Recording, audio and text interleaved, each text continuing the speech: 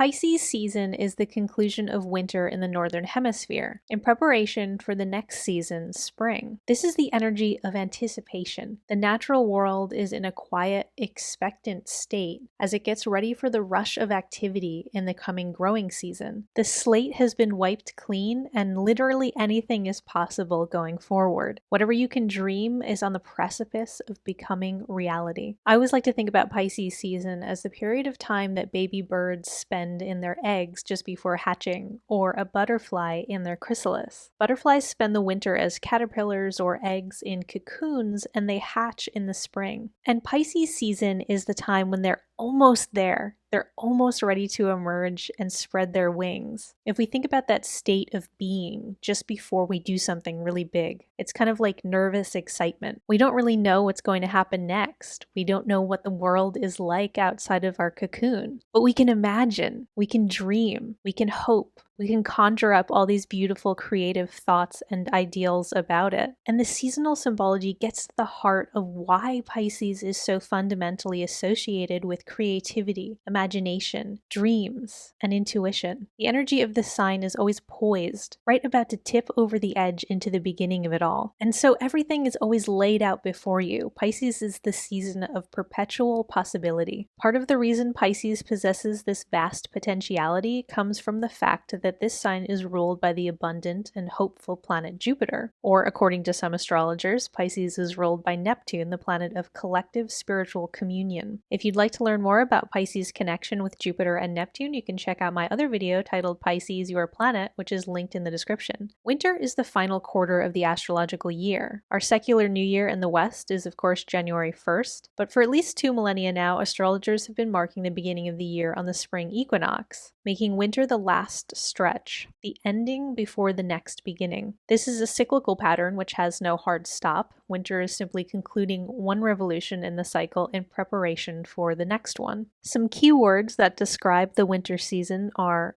contemplation, rumination, reconsideration, sublimation, reformation, preparation, anticipation, planning, drafting, designing, and dreaming. Pisces season is the time in the cycle of nature when the world is starting to thaw a bit. Winter is melting into spring. It seems quite still on the surface, but just below, the seeds of new life are beginning to germinate. In the same vein, Pisces often has a serene, gentle, quiet vibe externally, but they've got a lot going on in their heart and their soul. They have a very active imagination. And much like seeds almost ready to turn into sprouts, all of this is happening just below the surface, so there can often be a breaking through where Pisces wears their heart on their sleeve. The barrier between Pisces' internal world of imagination and the external realities is often very thin. Winter represents death and the afterlife, or the before life, the soul's experience between incarnations. Pisces season can be symbolized in terms of the human life cycle as the state of being in utero, where the soul has gone through the earlier stages of winter, symbolic of death and the transcendence of the afterlife, and we're now ready to come back around again. We're well on our way to our next incarnation, and that new life is just about to emerge into the world. There's a very beautiful vulnerability and innocence to this stage in the life cycle. We're floating in this suspended animation dream world. It's so primal and connected to the greater collective of nature. The fluid in the womb is virtually identical to seawater. It has the same salinity, the same types of salts in the same proportions. And when we're in that state, it's like we're truly connected to the vastness of it all. We have no concept of separation yet between ourselves and that which sustains us. We are our mother and our mother is us, and we are all linked together in the great ocean of existence. Of course, generally we don't have lucid memories of being in the womb, but Pisces has an intuitive imprint. They carry that energy of connectedness with them all their lives. The symbology of this season and its related age range contributes to that iconic depth of compassion and empathy which characterizes the zodiac sign Pisces. Thank you so much for listening, Pisces. Leave a like if you enjoyed this, comment if you have any questions, share this with your friends or other Pisces in your life, and please subscribe. I would be so happy to have you with me. One last thing I'll mention is that this is based on traditional Hellenistic astrology, developed over 2,000 years ago by the ancient Greeks and Romans with significant contributions from the Egyptians, Babylonians, Persians, and various other cultures in the surrounding areas of North Africa, South Asia, and the Arabian Peninsula. Since all of these places are situated above the equator, the seasonal associations with zodiac signs are from a northern hemisphere perspective. So a common question is, if I was born a Pisces in the southern hemisphere, does that mean I should pay more attention to the seasonal symbology of summer since the seasons are opposite? The short answer is no. The original meanings apply to everyone, regardless of where on the planet you were born. The long answer is a little bit more interesting. If you are seeking a deeper understanding of your sign, then it's important to know that astrology is a vastly complex symbolic language which employs the natural principle of duality. In this context, that means summer and winter are two sides of the same coin, and I would absolutely encourage everyone to explore a little bit about the sign which is 180 degrees opposite to your own in the zodiacal wheel. In a way, this can be like holding up a sort of mirror or a negative of a photograph, an inverted image of yourself. By understanding our opposite, we can often gain a deeper understanding of our own soul. Pisces is opposite to the sign Virgo, and I will leave a link to Virgo's seasonal video in the description below if you want to check that out.